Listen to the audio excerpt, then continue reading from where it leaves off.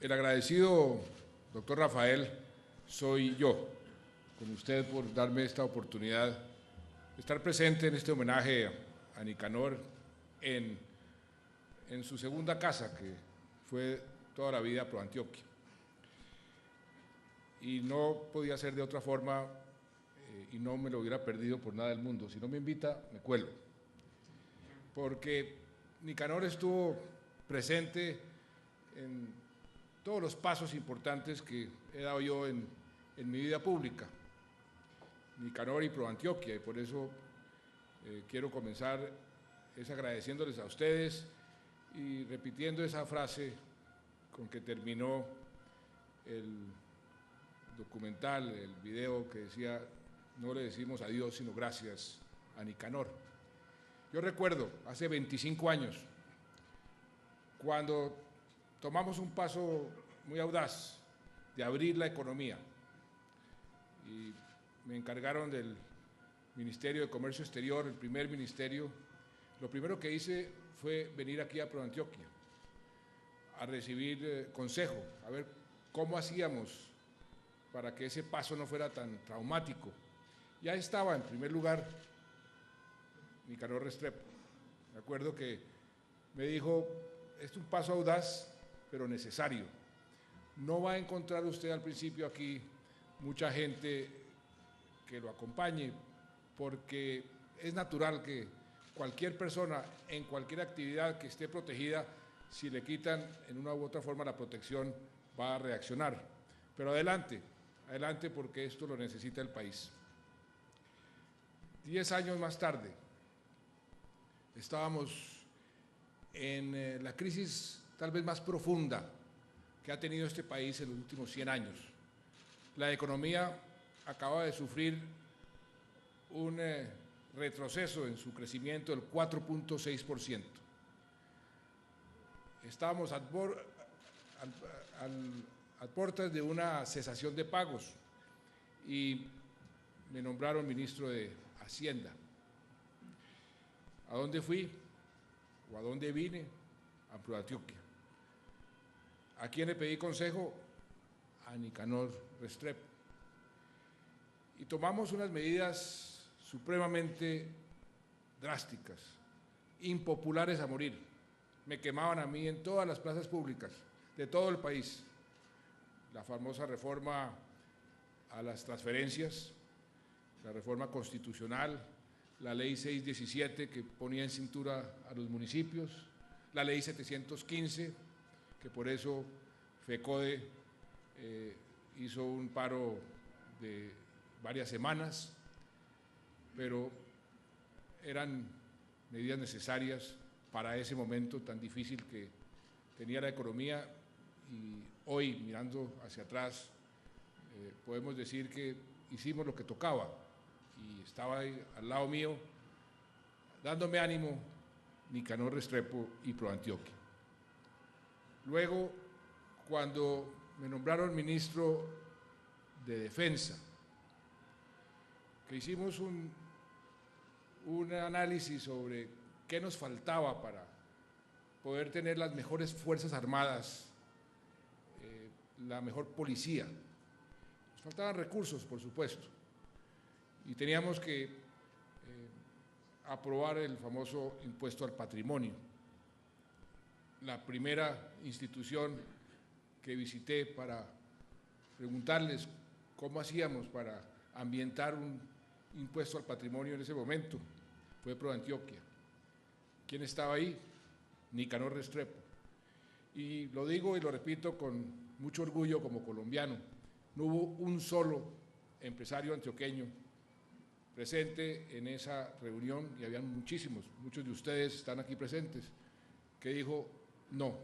Todos al unísono dijeron: esto es necesario. Y eso fue lo que permitió que pudiésemos continuar el fortalecimiento de nuestras Fuerzas Armadas, el fortalecimiento de toda la institucionalidad militar y policial. Cuando me eligieron presidente de la República, Iba a dar el paso difícil, lo sabía desde un principio, de iniciar un proceso de paz. Acudí a Nicanor Restrepo y me dijo: no lo vaya a dudar un solo minuto, ese es el camino, adelante. Lo apoyo con todo lo que tengo, y me apoyó hasta el día de su muerte.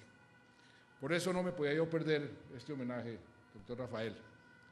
Y con ustedes de ProAntioquia, lo único que tengo es gratitud.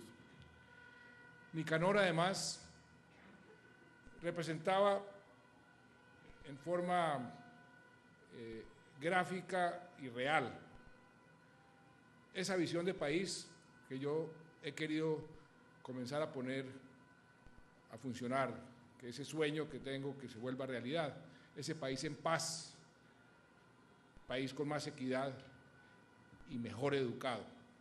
La educación fue uno de los temas que Nicanor desde hace mucho tiempo promovió como el factor de movilidad social más importante y como la inversión también más importante que puede hacer cualquier sociedad. Fue uno de los promotores, si no el mayor promotor, el principal promotor de Empresarios para la Educación, que tanto ha contribuido a fijar los caminos correctos para que nosotros podamos avanzar en ese frente tan importante. Y él entendía, como debemos entender todos, que es solo a través de una buena educación, una educación concebida, como lo decía García Márquez, que estamos conmemorando también un año de su muerte, que tiene que comenzar en la cuna y terminar en la tumba. Y Nicanor efectivamente hizo de ese lema una realidad. Yo le decía cómo me lo envidiaba cuando después de retirado estaba montando en bicicleta allá en París y seguía estudiando. Y así deberíamos hacer todos. Pero él hizo un trabajo muy, muy especial que todos debemos agradecerle para promover la importancia de la educación, no solamente entre los empresarios, en el país entero. Y por eso ese sueño que tengo yo de poder colocar a Colombia como el país mejor educado en el año 2025, pues es un sueño que va a estar acompañado y apoyado por Nicanor siempre, porque él el tema de la educación lo asumió con verdadero entusiasmo y con verdadera pasión. Hemos hecho mucho de lo que él quería, darle importancia a la primera infancia. Ahí es donde se forman los futuros ciudadanos, los futuros estudiantes. Nosotros teníamos bastante descuidada esa primera infancia y que hoy en día representa la inversión más rentable socialmente de cualquier sociedad. Decretamos la gratuidad de la educación del grado 0 al grado 11. Estamos promoviendo más acceso a la educación superior. Esta mañana se celebró una de las múltiples promociones de la política de Ser Pilo Paga, que aquí en Antioquia ha tenido especial importancia. De las 10.000 becas, casi el 20% están aquí en las universidades antioqueñas, y eso dice mucho porque demuestra cómo aquí la educación va adelante del promedio del país. Más de 13% de los estudiantes beneficiados son antioqueños. Y toda la política que estamos haciendo lo que busca es precisamente lo que Nicanor siempre decía: un país mejor educado, un país con una educación de calidad, es un país que va a tener mejores ciudadanos, un país que va a tener personas que respeten los principios, los valores, esos principios que él mencionaba ahora en el video. Y el otro tema donde con Nicanor estuvimos identificados, no de ahora, la llamada mía a Nicanor cuando me eligieron presidente y dije voy a tomar este paso, no fue por el momento y la coyuntura. Hace mucho tiempo con Nicanor habíamos discutido la necesidad de buscar la paz para este país. Era un obsesionado de ese tema, porque entendía perfectamente que es el valor supremo de cualquier sociedad y que un país no puede vivir en permanente guerra y que esa paz había que buscarla en forma definida, en forma contundente, y eso es lo que estamos haciendo. Con Nicanor desde hace muchos años hicimos intentos, inclusive en una ocasión a mí me acusaron de estar conspirando contra el gobierno en la época de Samper, con Nicanor, por estar buscando alguna forma de encontrar esa paz. Y esa paz que es la que estamos buscando, y le agradezco mucho, doctor Bojanini, sus palabras de apoyo. Me da pena, querido alcalde Aníbal Gaviria, venir acompañado de esta contaminación de ruido que están escuchando ustedes en este momento. Pero aquí es donde tenemos nosotros que buscar la forma de unirnos. Los que están haciendo ese ruido me dicen que tienen unas pancartas que dicen "No más FARC". Ojalá pudiésemos decirles a ellos y poderles explicar que precisamente la mejor forma de acabar con las FARC es encontrar la paz, y que para eso tenemos que unirnos todos, y tenemos que unirnos en torno a esos objetivos comunes. Solamente así las sociedades pueden lograr grandes propósitos. La unión hace la fuerza, como dice la frase, y en ese sentido tengan ustedes la absoluta seguridad que voy a continuar con ese propósito sin titubear. Hace 2 años estuve aquí con ustedes y les tracé el rumbo. Les dije cuáles eran mis líneas rojas, cómo concebía yo ese puerto de destino, esa Colombia en paz, cuál era el tipo de paz que íbamos a negociar. Y ninguna de esas líneas rojas ha sido traspasada. Una paz sin impunidad, una paz sin entregar nada de lo fundamental de nuestro país, ninguna de nuestras políticas fundamentales, una paz que nos permita realmente, como decía Nicanor, desarrollar el verdadero potencial que tiene Colombia para realizar. Esa paz la estamos acariciando precisamente porque, gracias entre otras a ustedes, pudimos fortalecer nuestras Fuerzas Armadas y pudimos darle los golpes más contundentes, más determinantes a esa organización en toda su historia. En estos últimos 4 años, le hemos dado de baja o neutralizado 58 de sus cabecillas.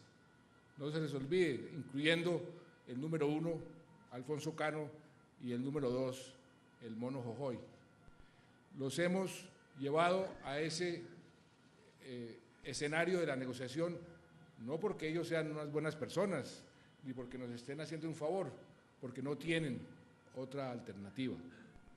Y inclusive antes de mi presidencia, cuando estábamos de ministros, iniciamos esa contundencia haciendo unas modificaciones en la inteligencia, en la forma de operar, que nos abrió el espacio para poder dar esos golpes certeros y contundentes que nos permiten hoy ver la posibilidad de una paz. Esa paz nos va a traer enormes dividendos, y yo les reitero a ustedes lo que les dije hace 2 años. Las líneas rojas que pusimos siguen presentes y seguirán presentes hasta llegar al punto final. No me voy a dejar presionar por hechos como los que vivimos infortunadamente la semana pasada para iniciar un cese al fuego bilateral. Les dije yo hace 2 años, el cese al fuego bilateral vendrá al finalizar el proceso, cuando tengamos la convicción de que es el momento adecuado. Ese momento no ha llegado, ese momento no está presente en este instante, pero es por supuesto lo que todos buscamos. Pero no puede ser un cese al fuego improvisado, tiene que ser un cese al fuego muy bien estructurado, muy bien planeado, muy bien diseñado, muy bien ejecutado. Y es por eso mismo que hoy están en La Habana oficiales generales y almirantes diseñando cómo sería ese cese al fuego, cómo sería ese fin del conflicto, que es el quinto punto que hemos puesto en la mesa de negociación, cómo sería el desarme, porque tengan la absoluta seguridad. ¿A quién se le puede ocurrir, como dicen algunos, que vamos a aceptar un fin del conflicto sin el desarme de las FARC? Eso no, es un contrasentido. Todo lo que se está haciendo es precisamente para desarmarlas, que continúen haciendo política, pero por las vías legales, desarmados. Ese fin del conflicto que requiere, por ejemplo, que se concentren en un momento dado en ciertas zonas, tiene que ser verificado. Yo no tengo en este momento la capacidad ni siquiera de decretar esos centros de concentración, que vendrá eventualmente cuando hayamos avanzado lo suficiente. Y la reincorporación a la vida civil de muchos de las personas que pertenecen hoy a las FARC. Afortunadamente hemos acumulado una buena experiencia. Llevamos desmovilizados más de 52.000 combatientes entre paramilitares y guerrilleros, y algo hemos aprendido, errores y éxitos, pero vamos por el camino correcto. Ese punto de lo que llaman el DDR, punto número 5 de la agenda, el fin del conflicto, lo estamos negociando en este momento, y cuando esté listo, pues veremos si lo ponemos en marcha inmediatamente o no, dependiendo de cómo avancemos en el punto cuarto, que es también un punto fundamental, la justicia transicional. Es un punto de principios y es un punto de fondo, porque sin justicia transicional no se puede garantizar hacia adelante que esta paz sea perdurable, que sea duradera, que sea una paz de largo plazo. Esa justicia transicional es lo que garantiza que podemos mirar el futuro sin el peligro de que intervenga la Corte Penal Internacional, sin el peligro de que nuestros propios jueces inicien procesos el día de mañana contra colombianos, bien sea de la guerrilla, de las fuerzas militares o civiles. Esa justicia transicional es lo que garantiza el blindaje jurídico del proceso en el largo plazo. La guerrilla no ha querido aceptar eso. Ellos dicen: nosotros no vamos a ser los primeros en entregar las armas e irnos a una cárcel. Nosotros les decimos: el mundo ha cambiado, las amnistías de antaño ya no son posibles. Y ahí estamos en esa negociación. La justicia transicional lo que permite es que la justicia se aplique con ciertos beneficios para que sea aceptable, y el lema que yo tengo muy claro es que vamos a procurar el máximo de justicia que nos permita la paz. Y ese es el punto de fondo de esta negociación en este momento. Y tenemos muy claro hasta dónde podemos llegar y el tipo de justicia transicional que podemos aplicar. Y cuando lleguemos a ese punto y superemos ese obstáculo fundamental, es cuando podremos poner en marcha el fin del conflicto y ojalá terminar esta guerra de una vez por todas. Pero por eso quiero darles a ustedes la tranquilidad de que, así como hace 2 años sabíamos perfectamente para dónde íbamos, hoy con más razón tenemos muy claro hacia dónde vamos y cuáles son nuestros límites, que los tenemos en la ley, los tenemos en la Constitución y los tenemos también en nuestro corazón. Y esos límites se los hemos expuesto a la guerrilla muchísimas veces. Los negociadores saben perfectamente cuáles son esas líneas rojas, cuáles son mis líneas rojas. de manera que ustedes en eso pueden tener la total tranquilidad de que estamos haciendo las cosas en forma responsable, muy planeada, pero también con firmeza. Si la guerrilla cree que me van a presionar con ataques como lo que hicieron la semana pasada para un cese al fuego, se equivocan. Es todo lo contrario. La respuesta es mayor contundencia militar, porque tenemos la ventaja en esa correlación de fuerzas gracias al apoyo que ustedes nos dieron hace unos años. De manera que en tema de paz, Nicanor sí que ha sido un compañero y seguirá siendo un compañero, porque siempre lo tendremos presente en cada paso que demos hacia ese propósito que, como les decía, es el valor supremo de cualquier sociedad. Y finalmente, el otro pilar de esa visión, la equidad que este país necesita. Este país, para ser viable y para que la paz sea sostenible, necesita cerrar brechas, necesita generar más prosperidad, pero una prosperidad mejor repartida. Nicanor también era muy consciente de ese punto.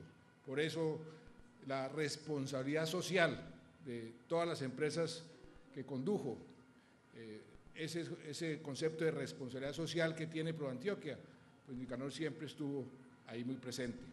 Pero esa prosperidad social viene acompañada de una economía sana, una economía que genere los recursos para que esa prosperidad se pueda dar. Y eso es lo que también hemos venido construyendo desde el primer día de gobierno.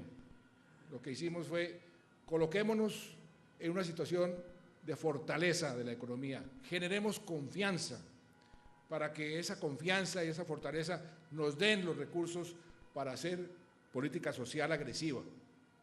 Y nos dedicamos con los dos ministros de Hacienda que he tenido, con el doctor Echeverry y el doctor Mauricio Cárdenas, a construir esa economía fuerte, aprobando reformas audaces en el Congreso, como la reforma constitucional de la sostenibilidad fiscal, como la ley de la regla fiscal, que nos obliga a mantener una prudencia en la parte financiera, en la parte de las finanzas públicas, y que nos obliga a ser responsables para mantener esa confianza, y la hemos mantenido, porque, por ejemplo, ¿qué pasó ahora cuando bajó el precio del petróleo? Nos reunimos, calculamos cómo nos iba a afectar la baja del precio del petróleo y tomamos las medidas necesarias, tomamos las medidas en la parte fiscal, tomamos las medidas en la parte de restricción del gasto público, tanto el gasto del gobierno como la inversión, y tomamos la medida que nos permitía la regla fiscal de endeudamiento, porque la regla fiscal lo permite, para conjurar esa situación. Y fíjense cómo esas medidas oportunas no tocaron la confianza en la economía. Una emisión de bonos que hicimos hace unas semanas, un par de semanas, por $1.000 millones para financiar la totalidad de las necesidades de este año, la hicimos con un éxito rotundo. 5 veces fue demandado la cifra de $1.000 millones a una tasa inferior a la tasa que emitimos a comienzos de año, y a pesar de todo lo que ha sucedido, los mercados, que son los jueces más implacables en materia de confianza de una economía, nos dieron su visto bueno y nos retribuyeron, porque nos cobraron un interés menor al que nos habían cobrado hace unos meses. Y eso es lo que tenemos que mantener hacia el futuro, la confianza en nuestra economía.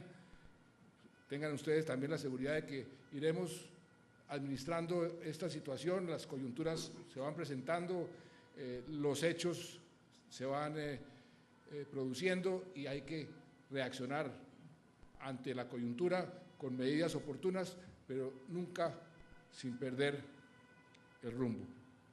Hay que mantener ese rumbo en la parte económica y en la parte social.